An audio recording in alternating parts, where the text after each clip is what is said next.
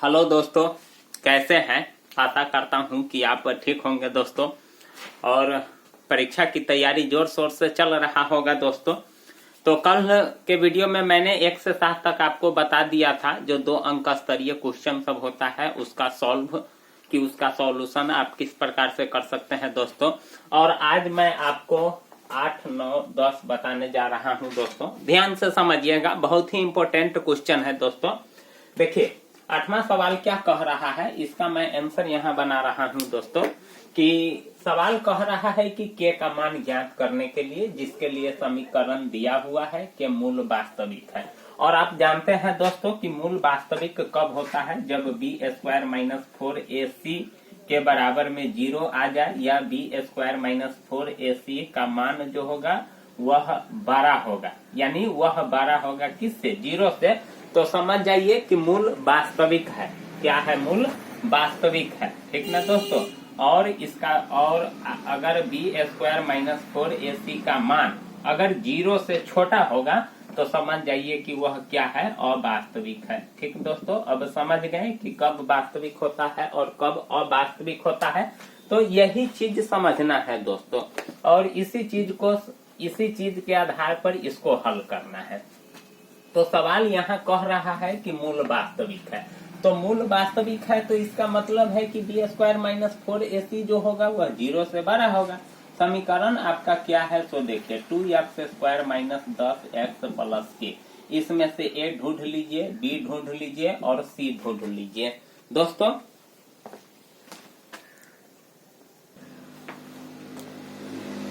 a ढूंढ लीजिए, b ढूंढ लीजिए और c ढूंढ लीजिए। देखिए कौन होता है a, तो जो x² का गुणांक होता है, जो x का गुणांक होता है वो b हो जाता है और अंतिम जो पद होता है आपका c हो जाता है। तो a है 2 और b आपका -10 है और c आपका k है। तो यहाँ सवाल कह रहा है मूल वास्तविक है, तो लिखिए चूंकि मूल वास्तविक है, यहाँ लिखना पड़ेगा दोस्तों आपको। चूंकि मूल वास्तविक है इसलिए क्या हो जाएगा, b² - 4ac बड़ा हो जाएगा 0 से। तो अब b² - 4ac निकालिए, तो -10 का स्क्वायर -4 गुने a है आपका 2 और c है आपका k से बड़ा क्या हो जाएगा, 0। अब यहाँ हल करते हैं दोस्तों।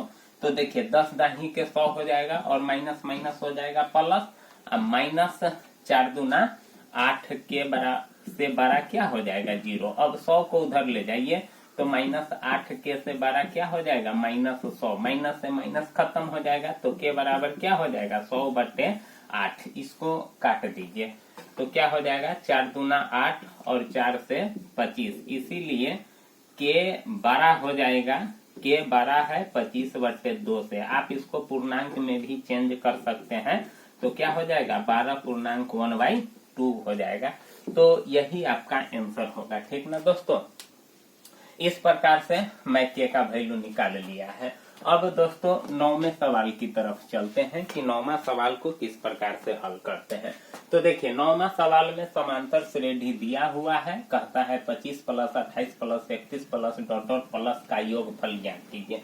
तो कोई भी योगफल निकालने का फार्मूला होता है, क्या होता है फार्मूला, Sn बराबर होता है n/2 × 2a + n-1 × d। यही फार्मूला होता है, क्या होता है, n/2 × 2a + n-1 × d। ये फार्मूला होता है और इसी फार्मूला पर कितनों पदों का योगफल निकाल लेते हैं। तो दोस्तों देखिए इसमें आपको क्या क्या चीज की जरूरत पड़ेगी। तो n की जरूरत पड़ेगा, a की जरूरत पड़ेगी और फिर d की जरूरत पड़ेगी। तो देख रहे हैं कि जो AP दिया हुआ है उससे A और D तो मालूम हो जाएगा, लेकिन n मालूम नहीं होगा, ठीक ना दोस्तों। क्या है कि n इसमें आपको पहले निकालना पड़ेगा। तो AP दिया हुआ है क्या, सो देखिए तो 25 दिया हुआ है, 28 दिया हुआ है, 31 दिया हुआ है, इसी प्रकार से 100 पदों तक यानी 100 तक ले दिया हुआ है। लेकिन इसमें पद कितना है सो नहीं दिया हुआ है। तो सबसे पहले ए देखिए 25 है और डी कितना हो जाएगा, तो घटा दीजिए अगला पद माइनस पिछला पद, ये तो आप जानते ही है। तो कितना हो जाएगा, 3 हो जाएगा। और ये जो 100 दिया हुआ है इसको यनमा पद मैंने मान लिया कि वो यनमा पद है।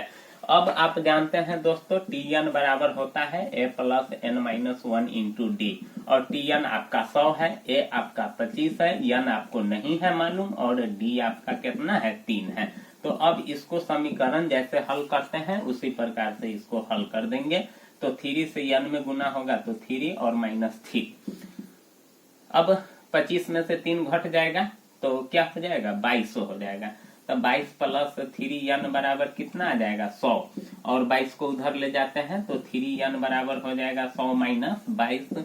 तो n बराबर क्या हो जाएगा 10 में से 2 गया 8 और 9 में से 2 गया 7, 9 में से 2 गया 7, और ये 3 इधर गुना के रूप में है तो इधर जाएगा तो भाग हो जाएगा। तो 3 दूना 6, 3 दूना 6 और 3 छक 18, इसीलिए n बराबर कितना मालूम हो गया 26। इसका मतलब है दोस्तों कि ये जो पद जोड़े हुआ है ना 25 28 से लेकर के 100 तक ले, तो इसमें टोटल 26 को पद लिए हुआ है। तो अब आपको मालूम हो गया n, और जब n आपको मालूम हो गया दोस्तों तो क्या करेंगे कि अब Sn निकाल लेते हैं, ठीक ना। मैं यहाँ मिटा देता हूँ क्योंकि जगह नहीं है। तो देखिए अब कितना निकालना होगा, S26 निकालना होगा। तो S26, तो फिर वही फॉर्मूला लगाएंगे n/2। तो n अब आपको मालूम हो गया 26/2 इंटू 2, a आपका कितना है 25 है वहां दिया हुआ है, प्लस n आपका 26 माइनस 1, और d आपका कितना है 3 है। तो फार्मूला पर मैंने इसको लगा दिया। अब इसको सॉल्व कर देंगे तो क्या हो जाएगा n/2 into 2a plus n minus 1 into D. तो ये 13 मरतबे कट जाएगा। तो 13 इंटू 25 दूना 50, 26 में से 1 जाएगा तो कितना होगा 25 होगा, और 25 से 3 में गुना कर दीजिए तो 25 दिया हो जाएगा 75। तो 13 गुने, अब जोड़िए इसको 5 और 7 5 12, 125 हो जाएगा, नहीं 5 और 7 5 12। अब इसको क्या कर देंगे गुना कर देंगे। तो गुना कर दीजिए 13 5 65 के 5 हासिल 6 हो जाएगा, 13 दूना 26 और 6 कितना हो जाएगा 32 के 2 हासिल 3 और 13 इकाई 13 और 3 1625, यानी जब इसको जोड़ेंगे तो कितना आएगा 1625 होगा। देख लीजिए गुना सही है कि ना। 13 5 65 और 13 दूना 26 और 6 32 हो जाएगा, और 13 इकाई 13 3 16, यही आपका आंसर होगा जब आप इतना को जोड़िएगा तब, ठीक ना दोस्तों। अब उसके बाद चलते हैं, इस सब का आप स्क्रीनशॉट ले लीजिएगा, ना कोनो दिक्कत है। तो देखिए यहाँ से क्या करते हैं, या वीडियो को आप रोक भी सकते हैं, यानी पॉज भी कर सकते हैं, क्योंकि जल्दबाजी है, ज्यादा देर रुकेंगे तो फिर आप वीडियो को देख नहीं पाइएगा सही से। अब देखिए ये 10वां क्वेश्चन को सॉल्व कर रहे हैं। कहता है k के किस मान के लिए निम्नांकित रैखिक समीकरणों के युग्म का कोई हल नहीं है। यहाँ कह रहा है कि ये जो समीकरण का युग्म दिया हुआ है इसका कोई हल नहीं है। तो आप जानते हैं कि नहीं दोस्तों कि कब एक हल होता है, कब अनेक हल होता है, और कब कोई हल नहीं होता है। तो आप देखिएगा जो ग्राफ कटता है इस प्रकार से, जो प्रतिच्छेदी करता है एक दूसरे को काटता है, उसका एक हल होता है, क्योंकि एक बिंदु पर काटता है, नहीं एक बिंदु पर काटता है, इसीलिए एक हल होता है। देखिएगा कभी कभी कोई ग्राफ समानांतर जाता है, आप खींचे होंगे दोस्तों, जब आप ग्राफ खींचे होइएगा तो देखे होइएगा कि यानी कोई ऐसा ग्राफ है जो समानांतर जाता है, और कोई ग्राफ खींचिएगा तो ग्राफ खींच लीजिएगा फिर दोबारा खींचिएगा तो इसी पर जाएगा। मतलब ये कईक बिंदु पर टच करता है, और ये एक बिंदु पर टच करता है, और ये कहीं नहीं टच करता है।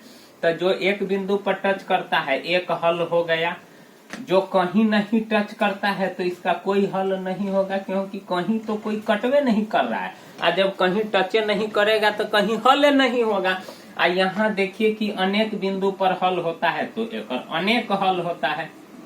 देख रहे हैं ना दोस्तों, हल निकालने का यही है कि अगर प्रतिच्छेदी होगा तो एगो हल होगा, अनेक यानी ग्राफे पर ग्राफ जाएगा तो कईया का हल होगा, और कहीं नहीं टच करेगा तो कोई हल नहीं होगा। स्पष्ट आप देख रहे हैं प्रतिच्छेदी एक बिंदु पर काट रहा है, यहाँ कोई नहीं टच कर रहा है, कोई हल नहीं, अनेक बिंदु को टच कर रहा है तो अनेक हल हो गया।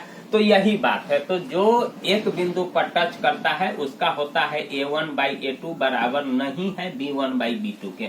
अगर इस रूप को कोई भी समीकरण पालन कर लेता है तो समझिए उसका एक हल होगा। और देखिए a1/a2 बराबर B1 बाई B2 अब बराबर नहीं है C1 बाई C2 के। देख रहे हैं ना दोस्तों, मतलब A1 बाई A2 बराबर B1 बाई B2 बराबर नहीं है C1 बाई C2 के, तो समझिए कि उसका कोई हल नहीं होगा। आज जेकर तीनों बराबर होगा, क्या होगा दोस्तों, जेकर तीनों बराबर होगा उसका क्या हो जाएगा, अनेक हल होगा। ठीक ना, यानी जिसका तीनों बराबर हो जाएगा उसका अनेक हल होगा, और जिसका पहला बराबर होगा और तीसरा बराबर नहीं होगा तो कोई हल नहीं होगा। इस रूप को वह समीकरण पालन करता है। जैसे यहाँ देखिए, कहता है कि कोई हल नहीं है, तो कोई हल नहीं है तो ये तो सवाल कह रहा है कि कोई हल नहीं है। सवाल तो ये नहीं कह रहा है कि जांचिए कि क्या हल है, एक होगा कि अनेक होगा कि कोई नहीं होगा, लेकिन सवाल यहाँ कह रहा है कि कोई हल नहीं है। तो कोई हल नहीं है तो इस नियम को निश्चित रूप से पालन करेगा। काहे कि कोई हल नहीं है तो सबसे पहले क्या करते हैं कि ढूंढ लेते हैं A1 कितना है, B1 कितना है और C1 कितना है। फिर उसके बाद A2 कितना है, B2 कितना है और C2 कितना है, ये पहले ढूंढ लेते हैं। ठीक ना दोस्तों, तो देखिए ढूंढते हैं कैसे। तो जो पहला समीकरण है उसमें से A1 B1 C1 निकलेगा, जो दूसरा समीकरण है उसमें से A2 B2 C2 निकलेगा। तो पहला समीकरण आपका यही है, तो पहला समीकरण में जो x का गुणांक है वो A हो जाएगा, जो y का गुणांक है वो B1 हो जाएगा, और जो बच जाएगा वह क्या हो जाएगा, C1 हो जाएगा। तो देखिए x का गुणांक 3 था तो A1, y का गुणांक कुछ भी नहीं था तो 1 मैंने लिख दिया, और C1 कितना है, 1 है तो 1 है। अब दूसरा समीकरण में से A2 B2 C2 निकालते हैं, तो x का गुणांक कितना है, 2k-1 पूरा है। चलिए उसके बाद y का गुणांक कितना है, तो k-1 है, और C2 आपका कितना है, 2k+1। ठीक ना दोस्तों, अब आपको A1 B1 C1 A2 B2 C2 सब कुछ आपको मालूम हो गया। आप भी इसी प्रकार से निकाल लीजिएगा। अब देखिए दोस्तों क्या करते हैं, यहाँ लिखते हैं कि चूंकि कोई यहाँ लिखते हैं कि समीकरण बनाना होगा, समीकरण युग्म का कोई हल नहीं है, समीकरण युग्म का कोई हल नहीं है, समीकरण युग्म का कोई हल नहीं है। इसीलिए A1 बाई A2 बराबर B1 बाई B2 अब बराबर नहीं होगा C1 बाई C2 के। इस रूप को यह पालन जरूर करेगा। ठीक ना दोस्तों, अब देखिए क्या करते हैं। अब देखिए दोस्तों यहाँ क्या करते हैं कि देखिए A1 आपका कितना है, तो 3 है। उसके बाद A2 आपका कितना है, 2k-1 2k-1 बराबर B1 आपका कितना है, 1, और B2 आपका कितना है, k-1। देख रहे हैं ना, मैं इसी रूप पर चढ़ा रहा हूँ। A1 मेरा 3 था तो मैं 3 बट्टा तो बट्टा, A2 मेरा 2k-1 था तो 2k-1 बराबर तो बराबर, B1 मेरा 1 था तो 1, और B2 मेरा कितना था, k-1 तो k-1, और बराबर नहीं है C1 बाई C2 के, तो 1 बाई 2k+1।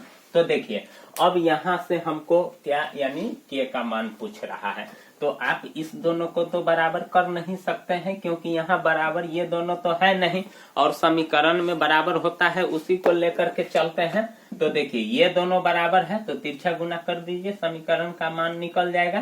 तो 2k से -1 में गुना कीजिएगा तो 2k-1 होगा, और 3 से इसमें गुना कीजिएगा तो 3k-3 होगा। अब 3k को इधर खींच लेते हैं, तो ये प्लस है तो इधर आएगा तो माइनस, और ये माइनस है तो उधर जाएगा तो क्या हो जाएगा, प्लस हो जाएगा। अब 3 में से 2 जाएगा तो माइनस के, यहाँ -3 में से 1 जाएगा तो -2, और इसीलिए के बराबर कितना आ गया, 2 आ गया। तो यही आपका आंसर हुआ दोस्तों। तो अब आपको 1 से लेकर के 10 तक आपको मैंने बता दिया। फिर अगले वीडियो में आपको मैं 10 के बाद सवाल बताऊंगा। तब तक के लिए दोस्तों प्लीज चैनल को जरूर सब्सक्राइब कर लीजिएगा, लाइक कीजिएगा, कमेंट कीजिएगा। थैंक यू, धन्यवाद।